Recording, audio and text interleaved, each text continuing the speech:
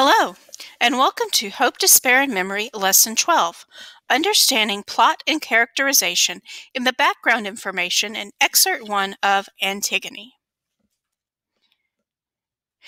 In previous lessons, we have been reading and analyzing text dealing with social injustice and determining their central ideas. Today we will begin reading Antigone. We will also summarize the main events of the plot and complete an entry in our dialectical journal handout. For this lesson, you will need a copy of Antigone as well as the dialectical journal handout. I want you to listen as I read the background information in Excerpt 1 of Antigone. Now we will read excerpts of Antigone together. I will stop at various moments to check for your understanding and for us to discuss some plot details. Pay close attention to the characters and the main actions that are occurring.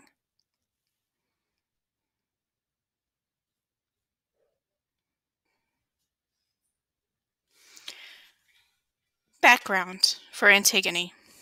When Oedipus, king of Thebes, discovered through his own investigations that he had killed his father and married his mother Jocasta, he put out his own eyes, and Jocasta killed herself. Once Oedipus ceased being king of Thebes, his two sons, Polynices and Eteocles, agreed to alternate as king. When Eteocles refused to give up power to Polynices, the latter collected a foreign army of Argives and attacked the city. In the ensuing battle, the Thebans triumphed over the invading forces, and the two brothers killed each other, with Eteocles defending the city and Polynices attacking it. The action of the play begins immediately after the battle. Note that Creon is the brother of Jocasta, and thus an uncle of Antigone, Ismene, Eteocles, and Polynices.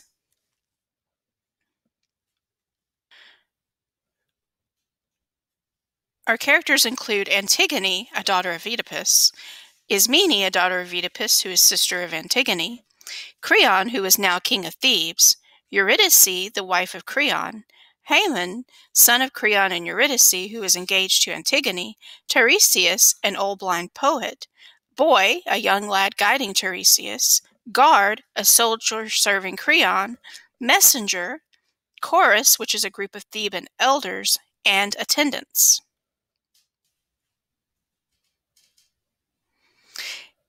Excerpt 1. In Thebes, directly in front of the royal palace, which stands in the background, its main doors facing the audience. Enter Antigone leading Ismene away from the palace. Antigone.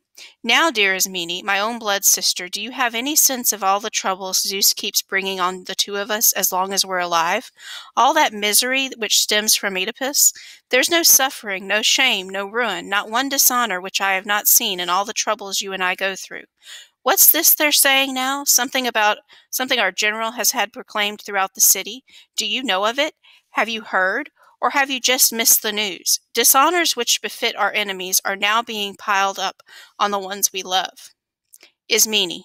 I've had no word at all, Antigone, nothing good or bad about our family, not since we too lost both our brothers, killed on the same day by a double blow, and since the Argive army just last night has gone away. I don't know any more if I've been lucky or faced total ruin. Antigone. I know that. That's why I brought you here. Outside the gates, so only you can hear. Ismene. What is it? The way you look makes it seem you're thinking of some dark and gloomy news. Antigone.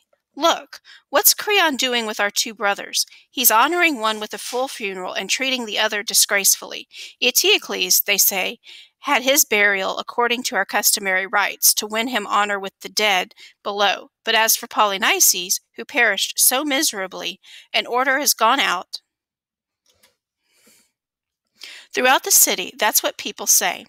He's to have no funeral or lament, but to be left unburied and unwept, a sweet treasure for the birds to look at, for them to feed on to their heart's content.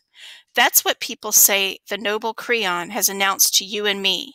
I mean to me, and now he's coming to proclaim that fact, to state it clearly to those who have not heard. For Creon, this matter's really serious. Anyone who acts against this order will be stoned to death before the city. Now you know, and you'll quickly demonstrate whether you are nobly born or else a girl unworthy of her splendid ancestors.